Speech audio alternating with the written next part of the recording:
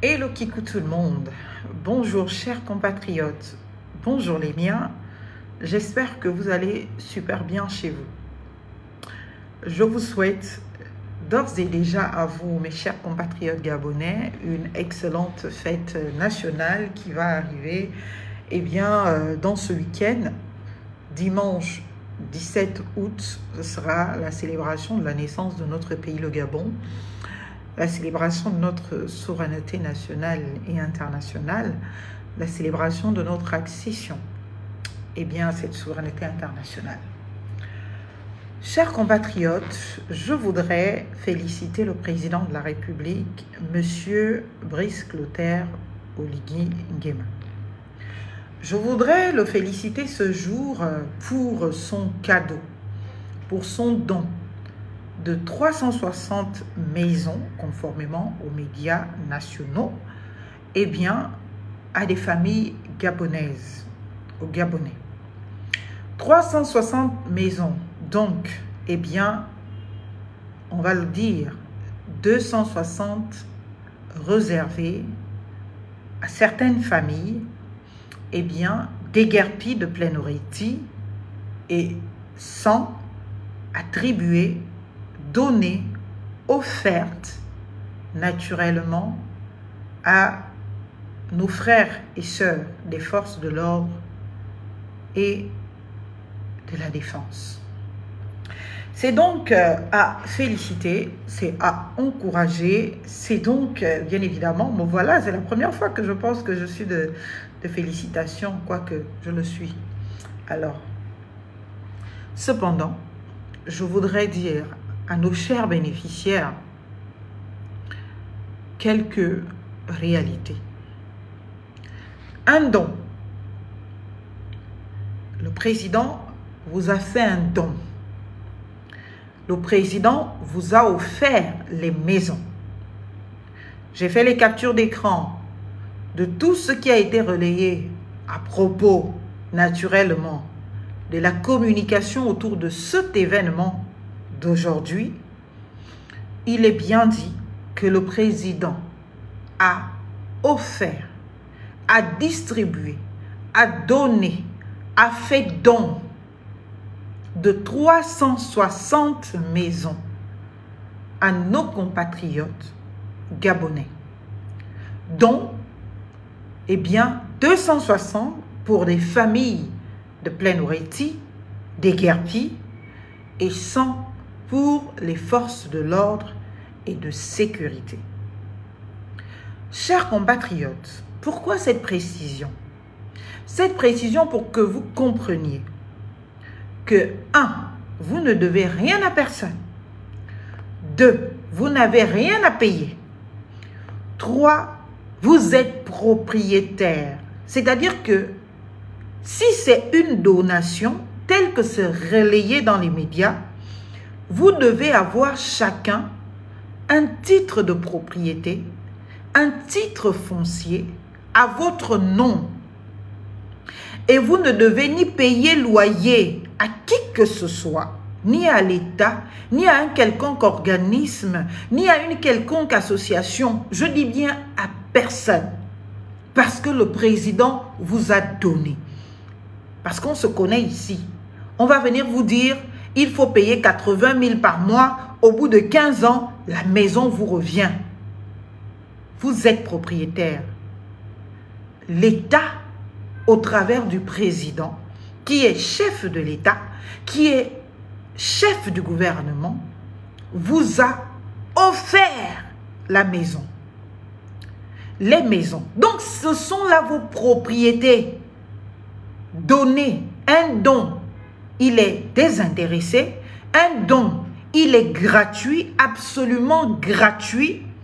Un don, il est surtout sans contrepartie. Donc, le caractère gratuit du bon cœur, de l'acte de bon cœur du président doit vous être inscrit en lettres de noblesse dans vos têtes. Il n'a pas été dit ni par le président, ni par sa communication, ni par les médias que le président vous a vendu les maisons. Est-ce que vous comprenez ce que je dis? Il n'a pas été dit que le président vous a vendu les maisons. Il a été dit que le président vous a donné les maisons. Donc, c'est un don. C'est gratuit. C'est un don.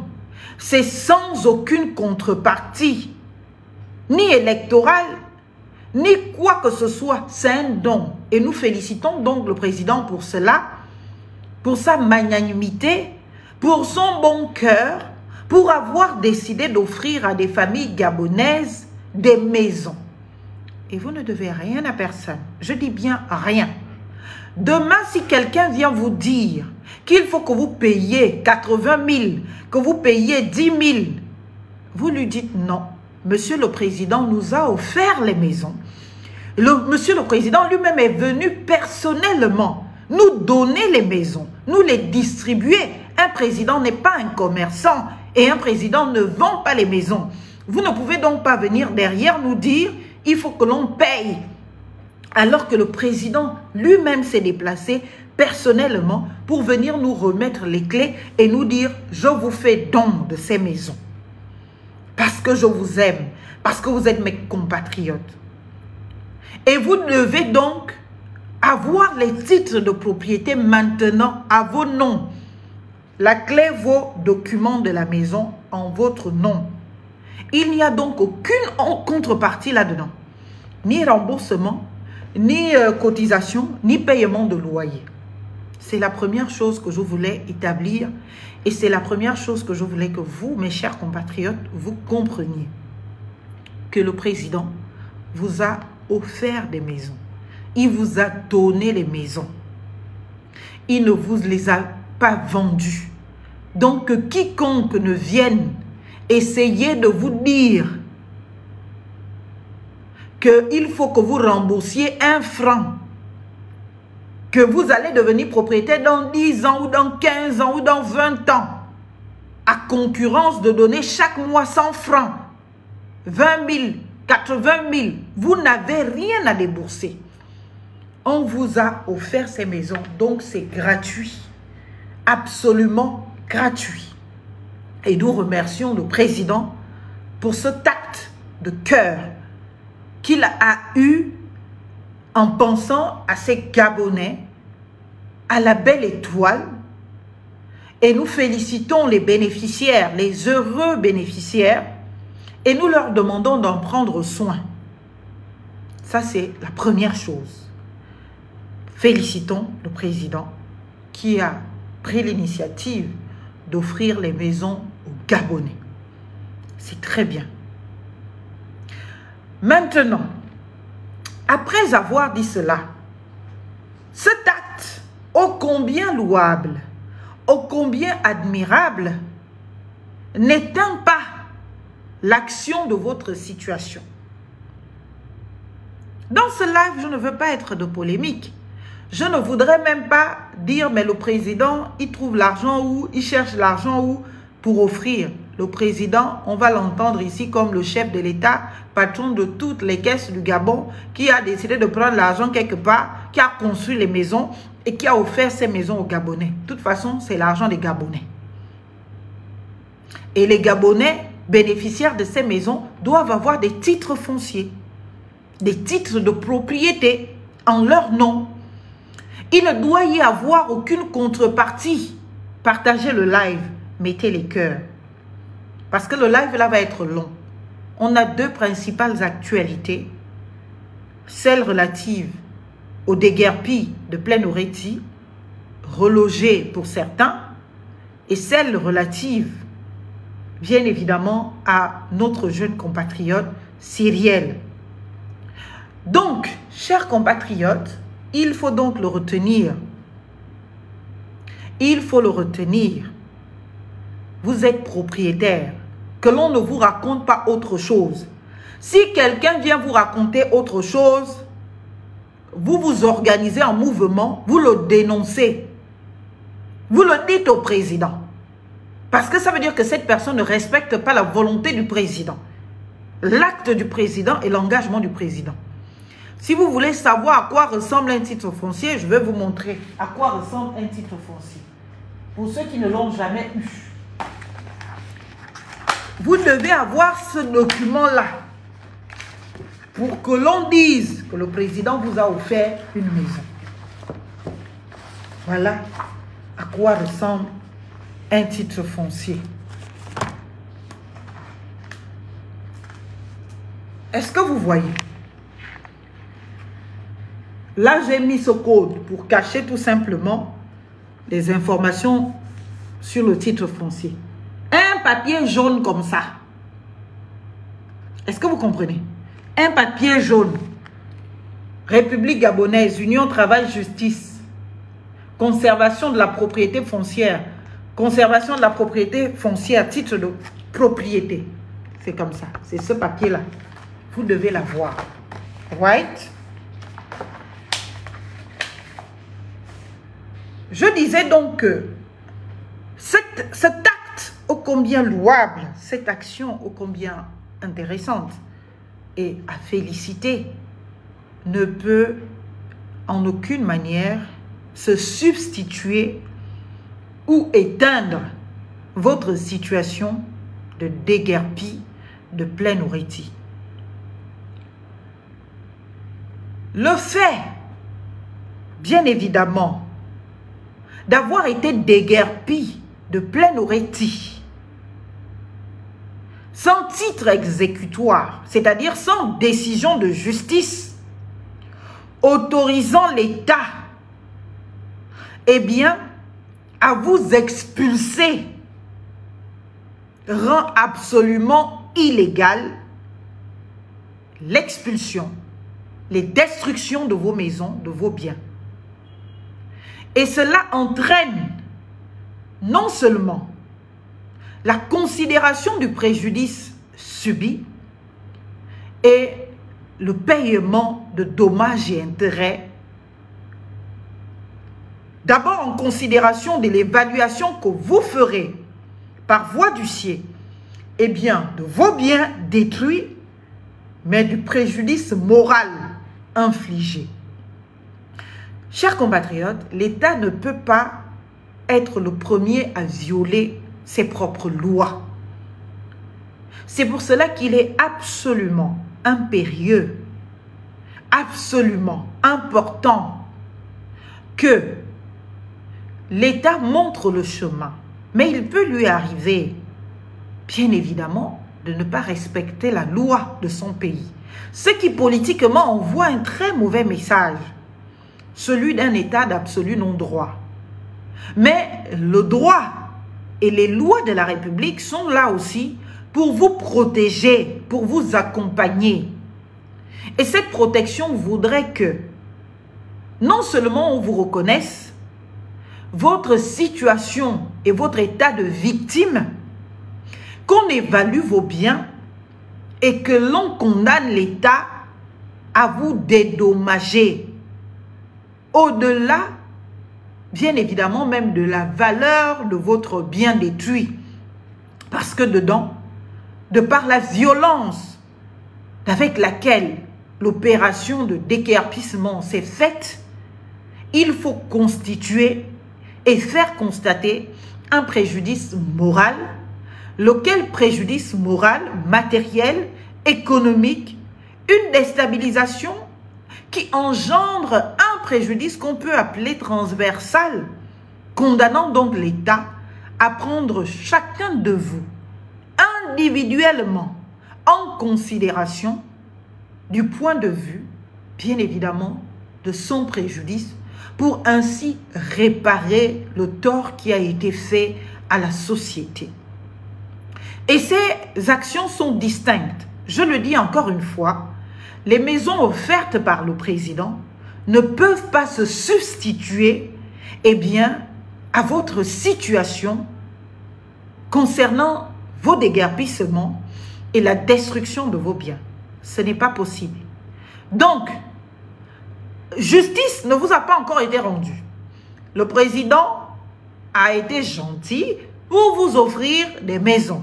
c'est très bien, c'est à féliciter, c'est louable. Pour certains, vous ne serez plus à la belle étoile. Pour certains, vous ne squatterez plus des maisons de vos parents et dans des conditions d'indignité humaine absolue. Donc, c'est plus de 260 familles gabonaises qui vont recouvrer un peu de leur dignité humaine. Et c'est à féliciter. Mais moi, je me bats et je milite pour un état de droit.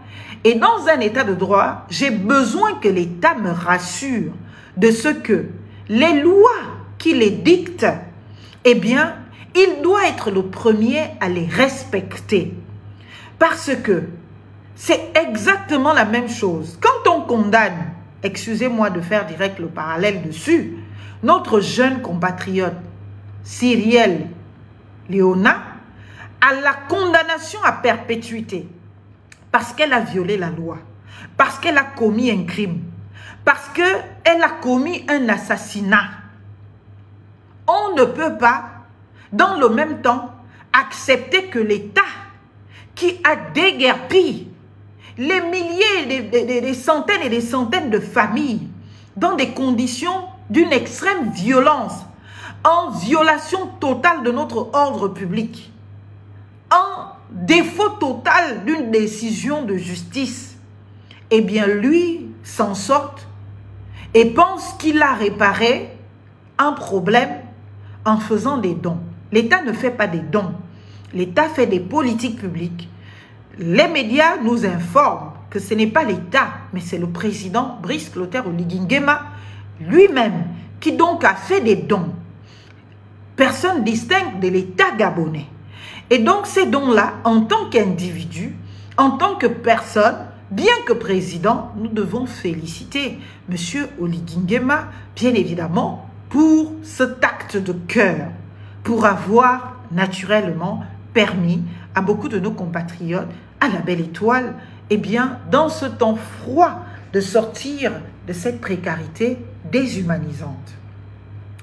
Cependant, ou parallèlement, de l'autre côté, les victimes, eh bien, des actes de barbares et de barbarisme ou de barbarie, bien évidemment de Plein-Oretti et des environs de l'ASNI, doivent pouvoir se faire établir leurs droits en les reconnaissant comme victimes, qu'ils aient un titre de propriété ou pas, en les reconnaissant comme victimes, sauf pour l'État, pendant les différents procès de chacun, à apporter la preuve de ce que certains avaient été dédommagés et que eux ne se sont pas exécutés à la décision ou au titre, bien évidemment, et même là encore, c'est-à-dire que même si certains avaient été dédommagés, il aurait quand même fallu une décision de justice pour les expulser. Le dédommagement est une procédure administrative que l'État mène vis-à-vis des personnes dont on estime, bien évidemment, dans leur bon droit et pour lesquels, naturellement, les projets que l'on porte peuvent les mettre en situation de lèse. Et pour éviter cette situation de lèse, l'État les dédommage. Si, malgré tout, ce climat de confiance, ce climat de convivialité, ce climat justement de paroles données n'arrive pas à mener des personnes ayant reçu de l'argent à partir des lieux, il faut que l'État, avant qu'il ne devienne le barbare en chef, bien évidemment, et le violeur en chef de ses propres lois, saisisse les juridictions compétentes afin que ces juridictions compétentes constatent naturellement l'arrangement qui a été fait, qui donc a conduit au dédommagement et au désintéressement de toutes les personnes, bien évidemment concernées par les prochains déguerpissements, et obtenir une décision de justice qui va justement permettre à l'État de pouvoir expulser de force les personnes qui n'ont pas respecté les règles établies initialement dans le sens d'une confiance que l'on établit par le règlement à l'amiable et en confiance de cette évaluation faite, bien évidemment, préalablement à tout procès. Donc, que vous ayez été dédommagé par l'État et que vous êtes quand même resté, que vous ayez un titre foncier, que vous n'ayez pas de titre foncier. Tant que ce terrain n'avait pas de titre foncier, je dis bien n'avait pas de titre foncier, ce qui est différent d'un terrain qui en dispose. Un terrain qui n'a pas de titre foncier appartient à l'État. On en est d'accord. Parce qu'au Gabon, l'État ne vend pas le terrain à ses citoyens. L'État donne, attribue, vous payez quelques frais de procédure. Donc, si l'État lui-même a besoin d'un terrain, certes qui lui appartient, dans le sens de la considération générale, bien évidemment, de sa propriété territoriale, eh bien, l'État doit vous dédommager selon votre situation. Et ceux qui ont le titre de propriété, naturellement, sont les premiers à être dédommagés. Ceux qui n'ont pas de titre de propriété peuvent ne pas être dédommagés, mais ils ne peuvent dégager que par une décision de justice. Donc, s'il n'y a pas de décision de justice d'expulsion, même si vous n'aviez aucun titre ni droit sur la parcelle occupée, l'État ne peut pas se lever, bien évidemment, pour venir vous expulser.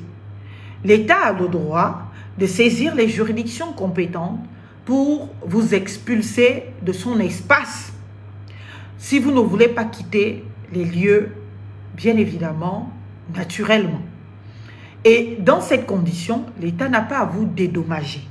Parce que vous êtes venu vous établir sur une propriété qui ne vous appartenait pas. Et vous n'avez pas fait les procédures qu'il fallait. Donc vous l'avez fait en connaissance de cause. Mais le fait pour l'État de venir vous dégager sur ce terrain-là, alors que, bien évidemment, il n'y a aucune décision de justice, d'expulsion qui existe, donc un titre exécutoire, un titre qui rend possible, eh bien, l'expulsion forcée. Là, l'État commet des infractions, trouble l'ordre public, porte atteinte à l'ordre public et l'État doit en répondre. Et cela vous met en situation de victime d'une infraction et cela vous donne droit, bien évidemment, à des dommages et intérêts pour, bien évidemment, avoir été la victime d'une infraction commise par l'État. Donc, même si au départ, vous n'aviez ni titre ni droit pour vous expulser, il faut respecter la procédure. La procédure qui permet un titre exécutoire qui vous expulse donc. Voilà ce que je voulais dire sur ce fait. Donc, les cadeaux du président, Brice Clotaire Oligui Nguema, n'éteignent pas vos droits et vos actions, bien évidemment, disponibles. Peuple gabonais, ayez le courage de vous défendre. Ayez l'habitude de vous défendre. Vous savez, un état de droit ne se fait pas par un claquement de doigts. Un état de droit se fait, se consolide, se construit chaque jour un peu plus par des citoyens qui, connaissant leurs droits, vont décider de se battre, vont décider de se défendre, vont décider, bien évidemment, d'aller jusqu'au bout des procédures avec la manière, bien sûr, pour que leurs droits les plus absolus soient respectés. Est-ce que vous comprenez? Et ce n'est que par ces décisions de justice que l'État commencera à prendre l'habitude de respecter ses propres lois. Parce que si l'État voit que, eh bien, ces comportements barbares l'amènent à des condamnations, lesquelles condamnations lui sont préjudiciables du point de vue de la confiance que l'on peut avoir en cet État, du point de vue même national et international, du point de vue de la confiance, par exemple, des investisseurs, la confiance des personnes qui voudraient venir dans notre magnifique et beau pays pour s'y établir, eh bien, l'État va considérer tellement les condamnations de par les préjudices causer à ses compatriotes, ça ne veut pas dire que vous détestez Oligui. Ça ne veut pas dire que vous ne l'aimez pas. Ça ne veut pas dire non plus que vous ne le soutenez plus. Ça ne veut rien dire de tout cela. Ça veut tout simplement dire vous l'aimez et vous voulez l'amener à mieux faire. Et pour mieux faire, il faut que nous soyons dans un état de droit. Il faut que le pauvre qui se retrouve lésé soit protégé dans ses droits absolus. Il faut que quand l'État est celui-même qui viole la loi, bien évidemment que cet État-là soit tenu responsable et réponde de ces violations. Parce que l'État ne peut pas violer la loi, l'État doit respecter la loi. L'État doit montrer l'exemple. Si maintenant l'État commençait par excuser le crime, par ne pas répondre devant la loi de ces actes absolument illégaux, eh bien là, ça envoie un message à la société, à la population, un message d'impunité absolue, un message d'état de non-droit, de cour de roi Péto, où monsieur et madame tout le monde peut se lever pour faire ce que bon lui semble, sans craindre quoi que ce soit, sans risquer naturellement d'avoir peur, sans être dissuadé, bien évidemment, de se comporter non conformément à l'ordre public de notre pays. C'est pour cela que vous devez porter plainte. C'est pour cela que vous devez vous plaindre. Ça ne veut pas dire que vous n'aimez plus votre président. Hein? Ça ne veut pas dire que vous lui voulez des problèmes. Ça veut tout simplement dire que vous allez l'accompagner à faire ce qu'il vous a promis. C'est l'état de droit et la dignité. Il n'y a pas de dignité. Quand on se lève, on casse des mémoires, des histoires, des logements. On casse des vies entières. Des histoires de plus de 100 ans construites à coups de sueur. Beaucoup de familles, bien que dans l'extrême précarité de se retrouver à la belle étoile, ont perdu là toute leur vie, tous leurs repères, toute leur histoire, tous leurs sacrifices, chaque goutte de sueur qui a été naturellement mise en contribution pour pouvoir réaliser un toit, 2 toits, 3 toits, ce qui devait servir naturellement à leur retraite, ce qui devait servir à leur permettre de loger leurs enfants, qui peinent à trouver de l'emploi, qui peinent à trouver du travail, qui sont dans une précarité absolue, dont les parents sont parfois obligés, dans leur retraite, de s'occuper. Donc, chers compatriotes, vous devez vous dire que les dons ou les cadeaux du chef de l'État ne se substituent pas à vos droits absolus de vous reconnaître victime et de vous faire dédommager par le préjudice subi du fait d'une expulsion et de la destruction de vos biens de manière absolument illégale par l'État gabonais. Et donc, si on avait été naturellement dans un état de droit qui fonctionnerait à merveille, on serait même aujourd'hui, eh bien, dans une situation où le procureur de la République aurait pu s'auto-saisir. Parce que naturellement, c'est un drame qui est arrivé devant nous tous. Ce n'était pas, j'ai envie de dire, un accident. C'est un acte volontaire que le gouvernement a décidé de prendre et de poser unilatéralement.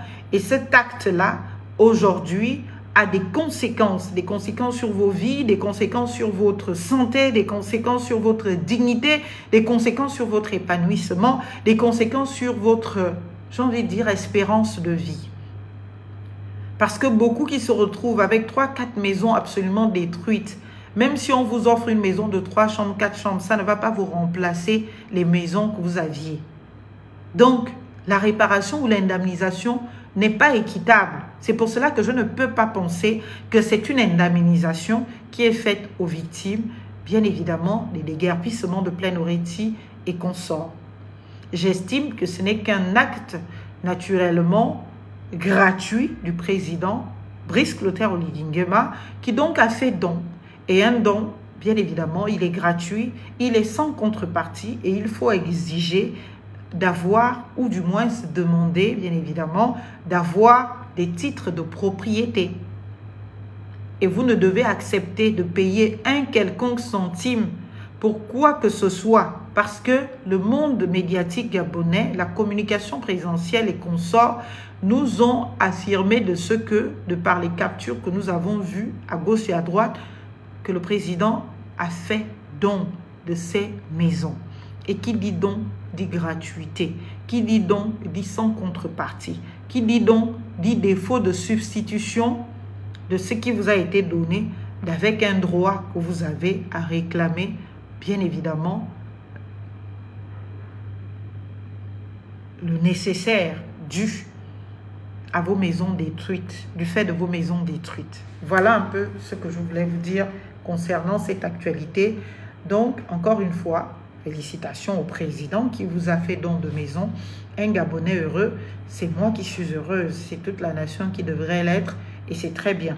Tous ne l'ont pas été, il y aura forcément encore des gens qui sont à la belle étoile et dans la difficulté, mais pour les quelques familles qui sont déjà dans cette situation de pouvoir dormir dans une maison confortable, on tient déjà à féliciter et de vous souhaiter de retrouver peu à peu le chemin de la dignité humaine. Après avoir parlé de cela, on va maintenant partir sur le second sujet. Le second sujet, c'est le sujet de notre compatriote, notre jeune compatriote Cyrielle.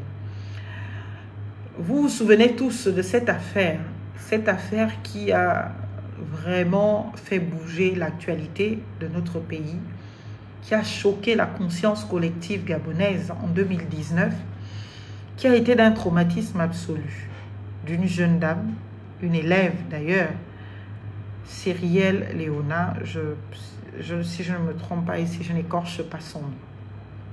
À l'époque, âgée de 19 ans, qui se retrouvant dans une relation amoureuse avec un jeune Gabonais aussi d'une trentaine d'années, eh bien, vivait en couple avec ce monsieur, son compagnon. Et malheureusement, profitant de son petit confort offert par ce monsieur, apparemment fonctionnaire et homme d'affaires, ce qui, il faut le dire, et je ne cesse de le répéter, on ne peut pas être fonctionnaire et homme d'affaires, parce que la fonction publique interdit cela. Soit on est fonctionnaire, soit on est homme d'affaires. Le cumul n'est pas possible.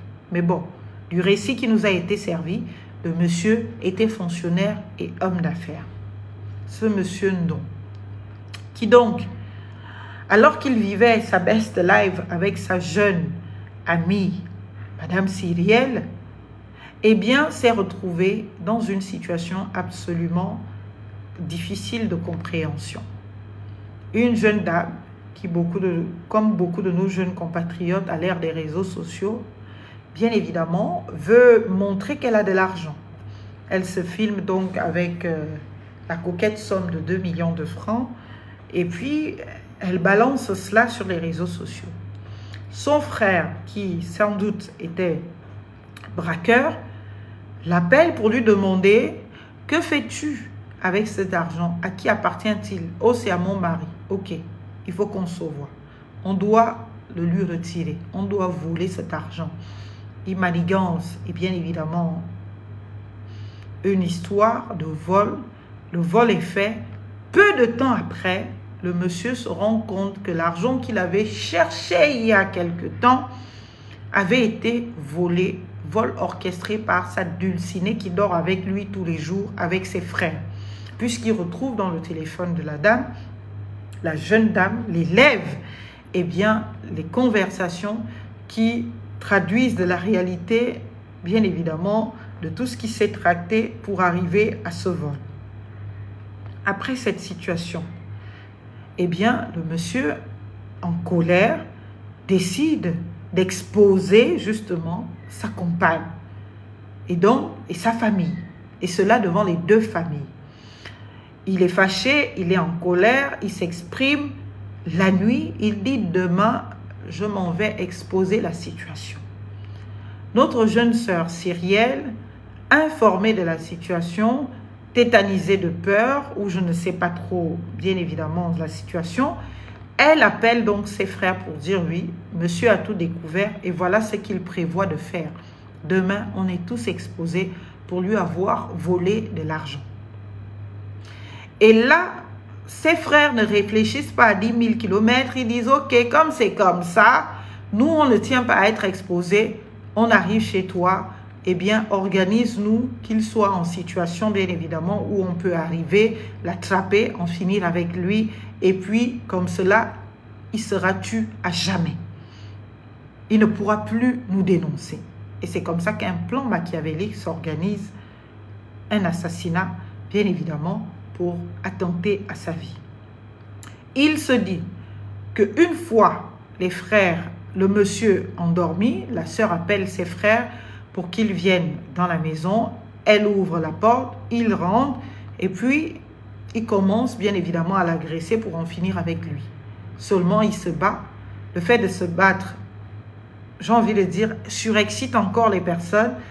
Les couteaux se font circuler par la compagne qui donne les couteaux, même si ce n'est pas elle-même qui a porté le coup de couteau, mais elle participe à la scène. Et plus de 30 coups de couteau dans le thorax de ce compatriote non. Et qui donc perd sa vie dans ces tristes, je ne sais pas, violences. Et pour couronner le tout, la jeune compatriote décide bien d'aller réveiller la fille du monsieur qui dormait, une fille de 7 ans, qui dormait dans l'une des chambres de la maison pour venir découvrir le corps de son père dans le sang et dans cet état. Quelque temps après, naturellement, l'affaire est découverte, l'enquête est menée, on les attrape, on les interroge, ils sont arrêtés, l'affaire fait le buzz. Cyrielle arrêté, jeté en prison, sorti de son école avec ses frères. Cela fait donc aujourd'hui 6 ans. 6 ans. 6 ans aujourd'hui que naturellement notre pays, notre sœur est en difficulté ou du moins paye pour son crime. Et donc elle est jugée, elle est condamnée à perpétuité. Je n'ai pas tous les détails de l'affaire, non. Je n'ai pas tous les détails de l'affaire.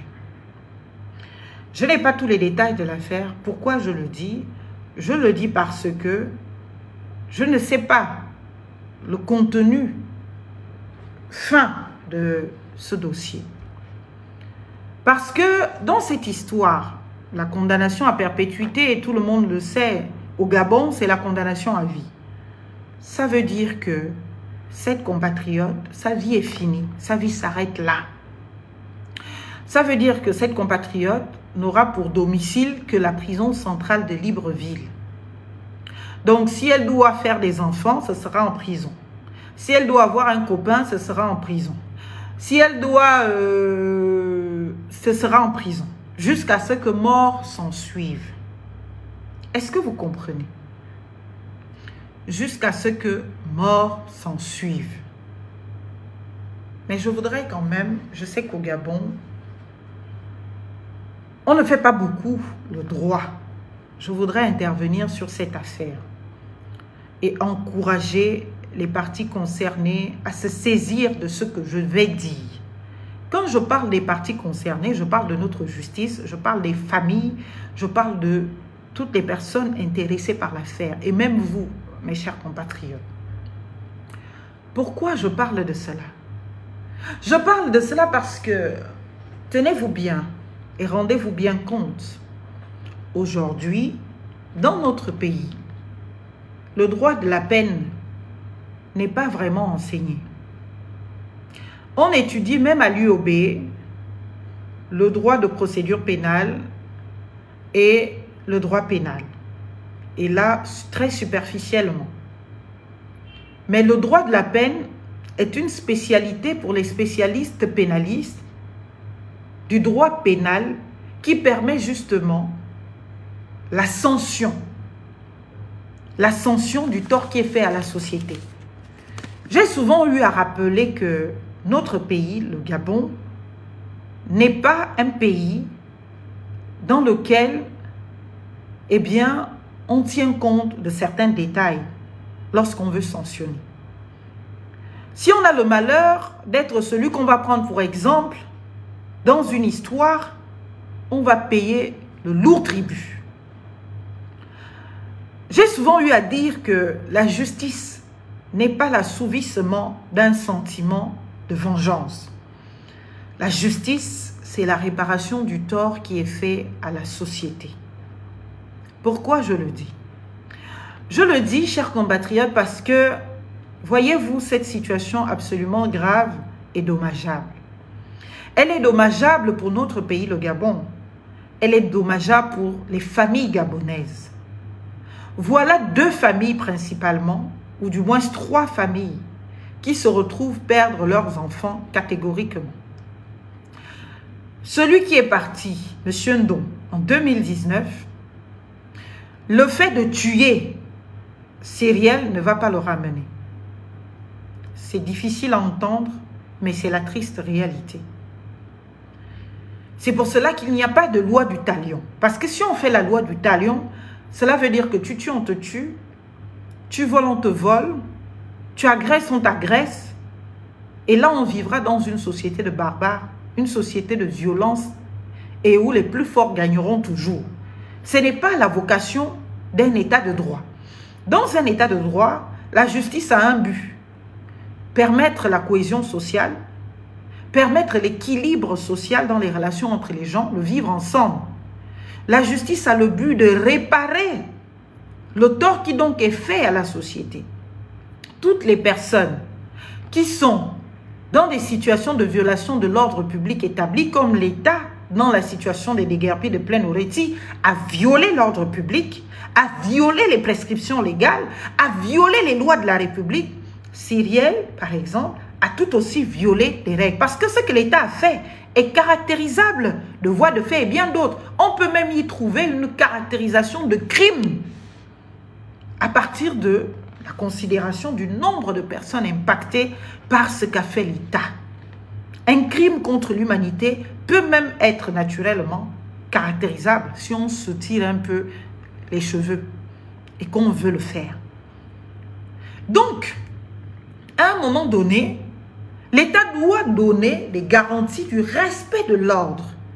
Et on établit des règles de vie dans une société pour que les gens ne violent pas ces règles-là. Et quiconque se retrouve en situation de violation de ces règles est une personne qui doit comprendre l'importance, la portée, le sens et la valeur de ce qu'on a voulu protéger en interdisant un tel comportement. Et pourquoi est-ce qu'il ne faut pas adopter ce comportement? Et pour amener au maximum à comprendre pourquoi le comportement doit être interdit, il faut sanctionner. C'est pour cela que la peine, ou du moins le droit de la peine, va avoir des principes, va avoir des règles, va avoir une fonction. Et la fonction ou des fonctions. La fonction de la peine, ce n'est pas à tout prix exclusivement de punir. C'est vrai qu'il y a le caractère rétributif dans la peine. On veut sanctionner pour que celui qui a commis un impair, pour que celui qui a commis un acte criminel comprenne que ce qu'il a fait est mal. Donc on doit le punir. Il y a donc cette idée de rétribution derrière la peine. Donc la peine a une fonction rétributive. C'est justement la punition. Mais pas que. Et cela ne doit pas être excessif. La peine va aussi avoir une autre fonction, chers compatriotes. Et bien, ça va être cette fonction qui va permettre, comment vous le dire? Eh bien, la dissuasion. La dissuasion va permettre la réparation générale. Ça va permettre de comprendre que, attention, si Cyrielle, naturellement, a été condamné à telle peine, ça veut dire que moi, demain, si je fais exactement la même chose, ou si moi, je viole l'ordre public et que je commets une infraction, je pourrais aussi, eh bien, subir le même sort que Cyrielle. Donc, la peine a pour vocation aussi et pour fonction de me dissuader de la commission de l'infraction que j'ai commise. Est-ce que vous comprenez? Et ça va me dissuader, mais pas que moi, mais surtout tous ceux qui vivent dans la société dans laquelle ces règles-là sont édictées pour que n'importe qui ne se lève plus demain pour commettre exactement la même chose si ce n'est subir le même sort que Cyrielle ou pire que Cyrielle. Donc ça, cette fonction dissuasive. C'est pour cela qu'il y a un quantum. Ce qu'on appelle quantum en droit de la peine, c'est l'intervalle de la sanction. Tu peux, pour telle infraction, encourir entre 10 ans et la perpétuité. Donc, ça veut dire qu'on peut te condamner à 10 ans, on peut te condamner à 15 ans, on peut te condamner à 20 ans, à 30 ans ou à la perpétuité. C'est à l'appréciation souveraine des juges. Et en respect quand même d'un certain nombre de principes que les avocats doivent pouvoir déployer à l'occasion de leur défense pour expliquer la nécessité d'amener à une peine qui soit juste et qui soit réparatrice de la société et qui ne détruit pas au final la société. Cyrielle n'avait que 19 ans. Normalement au Gabon, on peut le dire, je vérifie une petite information, Cyrielle n'avait que 19 ans. Partagez, mettez les cœurs, s'il vous plaît.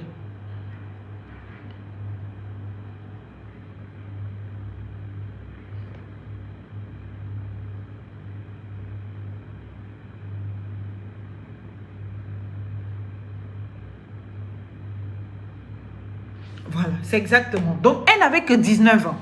C'est vrai, la majorité pénale dans notre pays, c'est 18 ans. Même si on dit la majorité, c'est 21 ans.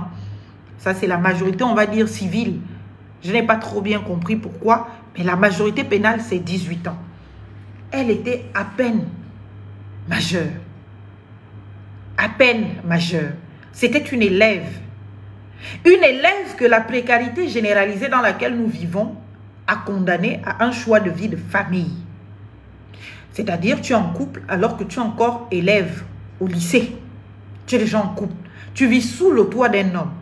Il y a la démission parentale, il y a la démission familiale, il y a la tétutesse, ou il y a le défaut d'avoir accompli une éducation de son enfant qui le permette de rester dans un circuit qui ne l'envoie pas tout de suite à aller se chercher dehors, à aller avoir un homme, à aller vivre une vie que ses parents n'ont pas pu lui offrir. Donc, cette jeune compatriote, qui donc a 19 ans, pour être jugée, doit être jugée en considération, bien évidemment, de tout cela. Il y a le principe de l'individualisation de la peine. Le principe de la personnalisation ou de la personnalité de la peine. Tous ces principes-là vont permettre aux avocats, à la juridiction compétente, d'analyser le profil. Elle était primo-délinquante. Elle n'avait jamais été condamnée. Nous ne nions pas l'atrocité de l'acte. Non, je ne la nie pas. L'acte est atroce. C'est un assassinat, c'est-à-dire un meurtre avec préméditation. C'est grave. Et dans ces cas-là, justement, le quantum varie dans ces conditions-là. Mais le juge n'était pas obligé de la condamner à perpétuité. Ça dépend de la valeur protégée. Ça dépend de ce qu'on veut viser. Le principe de la personnalité des peines permet que l'on considère ce qu'on veut sauver. Et la peine n'est pas là que pour être rétributive. Elle rétribue, elle punit, mais elle répare. C'est là où on vous parle non seulement, bien évidemment, de protéger la société.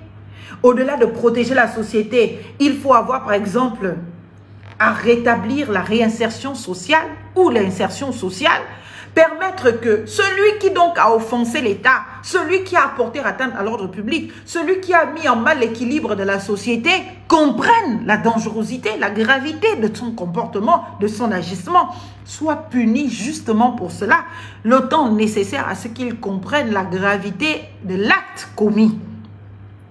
Mais il ne faut pas l'abandonner, il faut le sauver. Au Gabon, nous n'appliquons plus la peine de mort, nous appliquons la condamnation à perpétuité. Au Gabon, je ne veux pas m'aventurer, je ne sais pas si c'est comme en France où l'on fait par exemple de la sûreté lorsqu'il y a des condamnations à perpétuité. C'est-à-dire quoi? Il y a un temps de sûreté. C'est-à-dire que la perpétuité réelle n'existe pas réellement en France. La perpétuité qui existe en France, c'est une perpétuité qui considère la période de sûreté qui en tient compte dans le prononcé de la peine, qui peut aller de 18 ans à 30 ans. Donc, on va dire, puisque l'objectif de la société, ce n'est pas de se venger contre toi, mais c'est de comprendre la gravité de l'acte. Et le but de dissuader les autres à faire exactement comme tu as fait, c'est de te donner une sanction exemplaire qui traduise la gravité de ton acte et qui dissuade quiconque voudrait demain exactement faire la même chose. Est-ce que vous comprenez? Ça, c'est la première chose. Au-delà de cela, il y a que, naturellement, il faut réparer l'équilibre social et il faut sauver ceux qui se sont mis au travers de la voie légale pour les ramener à la maison. C'est la vocation de la justice pour qu'ils se mettent sur les rails, sur le droit chemin et que leur vie ne soit plus un trouble à l'ordre public. Voilà comment, eh bien, on va tenir compte de la personnalité en droit de la peine, bien évidemment, du prévenu. Et c'est un principe, le principe justement de la personnalité des peines, qui se décline en deux. La responsabilité, naturellement individuelle, même si on a commis le crime en groupe, chacun est responsable individuellement selon son profil, selon son histoire, selon son parcours, selon sa vie. Et il y a le principe de l'individualisation des peines. Et c'est dans ce principe de l'individualisation des peines où l'on peut se retrouver avec des personnes ayant exactement commis les mêmes crimes, mais avec des peines différentes. Même en situation de complicité ou de co-auteur, avec des peines différentes. Parce qu'on va aller analyser le profil de chacun. C'est vrai, on va regarder la participation de chacun, mais on va aussi analyser le profil. Il faut faire des expertises psychologiques, il faut faire des expertises psychiatriques. Parce que pour arriver à un tel crime de cette particulière gravité, il faut qu'on ait été dans une condition absolument inhumaine. Est-ce qu'ils possédaient leurs facultés au moment des actes? Est-ce que ce sont des primo-délinquants? Ils n'ont jamais été condamnés avant cela.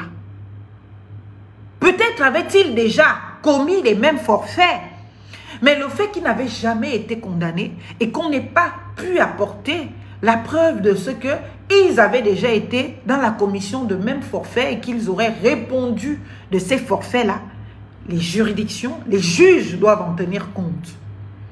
Même si les réquisitions du procureur sont de nature à demander la perpétuité, au Gabon, j'ai l'impression que les condamnations, c'est cela. On donne toujours le maximum de la peine. Mais le maximum doit obéir à des critères. Ce ne sont pas des terroristes. L'acte est grave. Alors que pour avoir une condamnation à perpétuité, ce que nous on a appris à l'école, c'est qu'il faut que cette condamnation-là, bien évidemment, je ne dis pas que les juges n'ont pas le droit, mais ils ont l'opportunité de faire autre chose. Soit concerne les actes, par exemple, de terrorisme, les actes d'atteinte à des personnalités publiques. Donc, des crimes commis sur des personnalités publiques, ce sont les actes comme ça qui peuvent aller à des perpétuités. C'est un assassinat, c'est vrai, c'est grave, c'est vrai. Le juge peut prononcer la perpétuité, c'est vrai. Mais quid de la personnalité, du principe de personnalité des peines? Quid de l'individualisation des peines? Quid de la conscience et du rôle de la responsabilité de l'État à protéger ses citoyens? Quid des raisons qui ont conduit à cela? Il s'agit de 2 millions de francs. La misère. Vous allez me dire, oui, mais tous les enfants des pauvres ne deviennent pas des criminels, ne volent pas. J'entends. C'est pour cela que je dis, oui, il faut condamner. Mais il faut tenir compte de beaucoup de paramètres pour que, in fine, vous vous rendiez compte que, au lieu de perdre 4 enfants, on peut peut-être en sauver ceux qui restent en vie et de les amener à comprendre que ce qu'ils ont fait mal, les condamner 30 ans, 20 ans, je ne sais pas combien. Et je ne sais pas si au Gabon, la perpétuité est compressible. Je ne sais pas si au Gabon, comme en France, la condamnation à perpétuité permet justement que, au bout d'une période de sûreté, eh bien la personne, de par le comportement qui démontre de l'amendement en milieu carcéral, bien évidemment, en proposant ou en présentant un projet réel de réinsertion sociale et de réel amendement, la personne puisse demander une libération conditionnelle. Je ne suis pas certaine, je n'ai pas l'information. Je vous demande à vous qui l'avez, si vous pouvez nous en dire plus. Parce que une perpétuité incompressible, impossible de remise en cause, impossible de révocation, eh bien, dans une certaine période, après avoir purgé une certaine période en condamnation, en détention, bien évidemment, est inhumaine. Vous allez me dire, leur acte aussi est inhumain, il est prévu par le code, il est sanctionné par le code. Mais avoir des perpétuités incompressibles revient un peu à établir la peine de mort. Alors, aussi infime soit-elle, il faut qu'il y ait une opportunité de pouvoir établir que la personne peut un jour espérer sortir de prison. Parce que le but de la justice, ce n'est pas de tuer ses citoyens, ses justiciables. C'est donc, il faut ouvrir cette petite opportunité qui voudrait que l'on considère que un jour, il serait envisageable, s'il s'amende, de sortir de prison au bout de 20 ans, au bout de 30 ans, après justement avoir prouvé à la terre entière, au monde entier, aux Gabonais que nous sommes,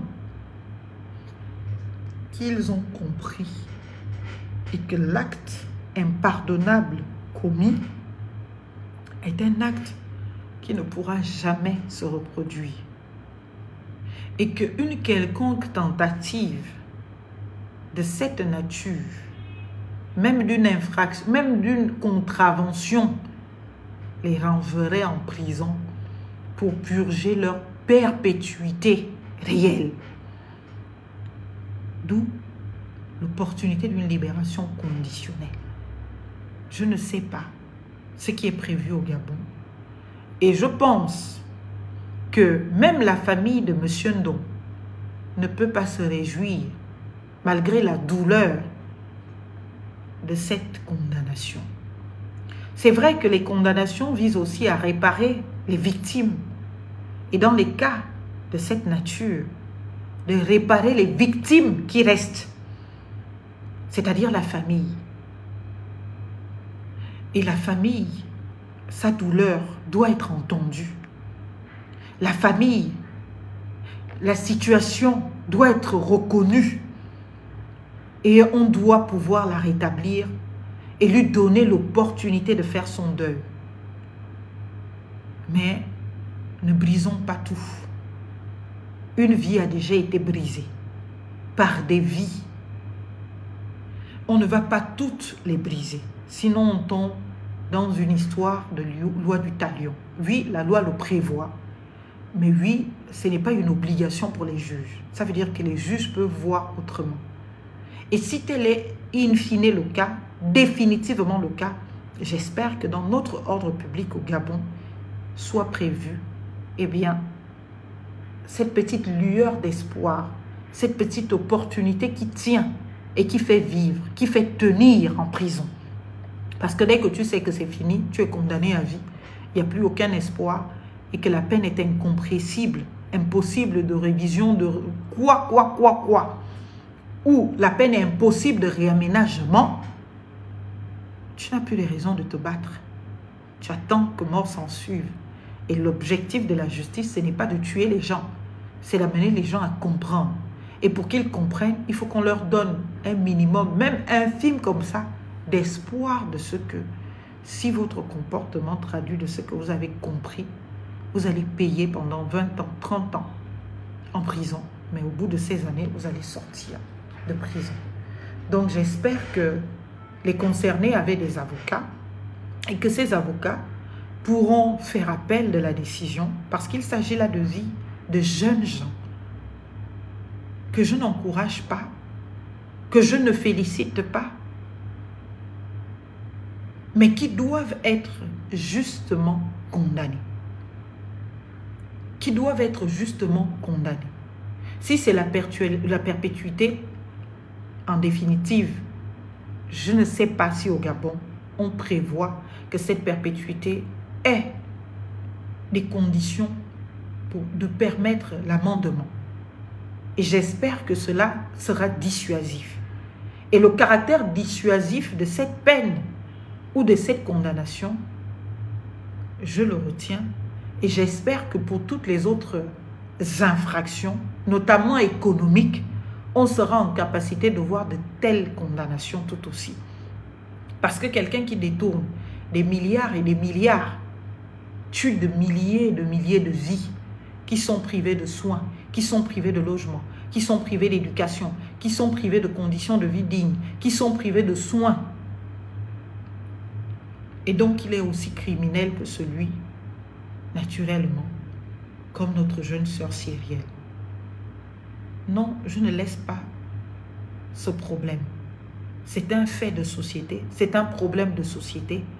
Je me bats pour l'état de droit et j'espère que notre état de droit, bien évidemment, un jour, s'établira de toutes ses forces et ses valeurs. Je vous ai dit, je ne fais pas de politique, donc je ne cherche pas à plaire quelqu'un. Je partage ce que j'estime être juste, je partage ce que j'estime être correct, à chacun d'analyser et d'interpréter comme il le sent. Voilà un peu ce que je voulais vous dire ce soir. Sur ce, alors, chers compatriotes de Plaine Oretti, j'espère que vous continuez, bien évidemment, à vous battre.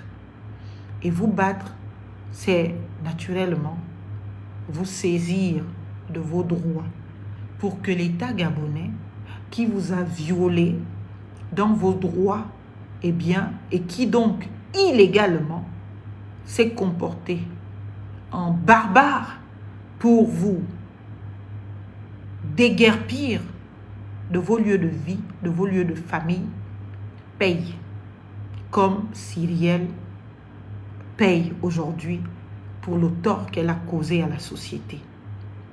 Elle a causé un tort grave à la société par la violation de l'ordre public gabonais. Et l'État gabonais, au travers de la justice, l'a condamné, eh bien, à la perpétuité. Et l'État gabonais qui, lui, a déguerpi des centaines de familles et les milliers de Gabonais, doit lui aussi, ce n'est pas une vengeance, ce n'est que justice et état de droit, pouvoir être condamné d'avoir violé la loi, les règles de la République, les lois de la République, d'avoir méprisé la justice, d'avoir, alors que l'affaire pour certains était pendante en justice, alors que la justice ne s'était pas encore prononcée d'expulsion et de déguerpissement ou de dédommagement des familles, s'est octroyé le droit de les déguerpir de là. Alors, user de vos droits, ce n'est pas détester M. Oligui. Ceux qui vous le disent, non seulement ils n'aiment pas le Gabon, et ils n'aiment pas non plus M. Oligui. User de vos droits, c'est permettre que ce pays un jour se porte mieux. Pour vous, pour nous, pour nos enfants, pour que demain, quiconque sera en situation de violer les droits des autres réponde. Et c'est l'État qui doit montrer le chemin du respect, de la dignité, du respect des règles que lui-même édicte. C'est comme dans une famille, un chef de famille qui établit des règles et qui lui-même ne respecte pas ces règles. Naturellement, tous les enfants de la maison ne pourront pas respecter les règles du chef de la famille et au passage ne respecteront même pas le chef de la famille. Ne faisons pas du non-droit une règle de gouvernance. Ne faisons pas de l'anarchie une règle de gouvernance. Notre pays mérite mieux. Notre pays mérite que ses enfants, de plus en plus, choisissent les voies de droit pour se plaindre. Notre pays mérite que sa justice soit sollicitée de plus en plus. Notre pays mérite que notre État soit condamné, s'il le faut, à la responsabilité. Notre pays mérite que demain, l'État qui doit te protéger ne soit pas autorisé à te violer. L'État qui doit te protéger ne soit pas autorisé à te piétiner, à t'écraser, à t'arracher ta valeur, ta dignité. Les dons du chef de l'État, considérez-les comme tels. Il vous a fait don, vous lui dites merci, c'est très bien. Nous autres, quand on voudra aussi nous demander où est-ce qu'il a cherché l'argent pour faire les dons. Pour l'instant, on va considérer que c'est son argent de poche ou ses fonds politiques qu'il a utilisé pour vous construire les maisons. Et donc, il vous a fait don de ces maisons. C'est gratuit. Vous ne devez rien payer, ni par mois, ni... non, ce sont vos maisons. Tous les médias l'ont écrit, ils l'ont dit. Toute sa communication l'a affirmé. Le chef de l'État a distribué, a offert, a donné 360 maisons aux Gabonais, dont 260 aux familles, ou je devrais dire à certaines familles, des guerpilles de pleine nourriture. Et comme c'est un don, on ne va pas aller fouiller ou vérifier au titre de quoi on a donné à X et pas à Y. On ne peut pas le faire. On ne peut pas aller fouiller ou vérifier pourquoi il a donné à Obiang et pas à Moussav. Parce que c'est un don. Un don, c'est quelqu'un qui décide de faire de son bien ce qu'il veut. Je suis propriétaire de quelque chose, je te donne ou je ne te donne pas. On ne peut pas aller lui exiger de donner à tout le monde. Il donne à qui il veut. Mais la seule chose qu'on peut exiger, c'est que vous soyez rétablis dans vos droits. Que l'on condamne l'État au titre des violations du fait des déguerpissements dont vous avez été victime et que vous soyez dédommagés pour le préjudice que ces infractions ont causé sur vous et vos familles et que l'État vous paye en responsabilité sur la base de cette condamnation. On ne peut donc pas naturellement substituer un don du chef de l'État à un dédommagement judiciaire juste et équitable et qui doit tenir compte de ce que vous avez perdu, du fait que l'État n'ait pas respecté les procédures, du fait que l'État n'avait pas de décision de justice lui donnant l'autorisation d'user de la force pour vous déguerpir de là. Est-ce que vous comprenez? Voilà ce que je voulais vous dire et vous dire encore une fois, beaucoup de courage. Ce n'est jamais facile. Et tous les actes du président, il ne les fait pas au titre de son parti politique. Il les fait en tant que président. Si maintenant il utilise son argent de poche, c'est toujours en tant que président. Ce n'est pas naturellement le parti politique. Que cela ne vous trompe pas pour des échéances électorales à venir. Vous êtes des citoyens. Si vous êtes lésés, la justice de notre pays doit pouvoir vous protéger et vous permettre d'accéder au dédommagement juste et équitable. Et ces dédommagements justes et équitables ne peuvent en aucune manière se voir substituer d'avec les dons d'un individu, soit-il chef de l'État. Et pour ceux qui vont encore aller crier, un individu, ce n'est pas une insulte, c'est un être humain. Est-ce que vous comprenez? Un citoyen est un individu. Je suis autant individu que vous autres. Donc, ce n'est pas une insulte. Et pour vous dire encore une fois, prenez soin de vous, Défendez-vous, protégez-vous. Quelqu'un vous fait don de quelque chose, vous dites merci, vous le félicitez de vous avoir donné un don. Mais le don est ce qu'il est, gratuit, sans contrepartie. Et vous ne devez rien à la personne si ce n'est votre reconnaissance de vous avoir fait don d'un bien et de valeur. Mais cela n'éteint pas la revendication de vos droits. Cela n'éteint pas les différentes actions que vous aurez voulu mener pour que, naturellement, le don, que vos droits soient respectés. Voilà, chers compatriotes, très aimables compatriotes, le petit message que je voulais vous passer aussi tard, il est 1h du matin. Demain, c'est vrai, il n'y a pas de boulot pour vous. Moi, je suis obligée de continuer et de travailler, même si les portes fermées. Donc, beaucoup de courage à tout le monde. Beaucoup de courage à vous, les miens. Et n'oubliez pas de vous défendre.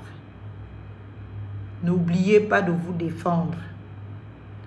Vos droits doivent être respectés. Vos droits doivent être respectés. C'est tout pour le moment. Allez, agréable soirée. Prenez soin de vous et à très bientôt les miens. Ciao et bonne fête de l'indépendance déjà à tous. Nous sommes le 16, oui. Bonne fête de l'indépendance. Bonne fête de notre souveraineté à tous et à très bientôt. Bisous. Vive la République pour que vive le Gabon.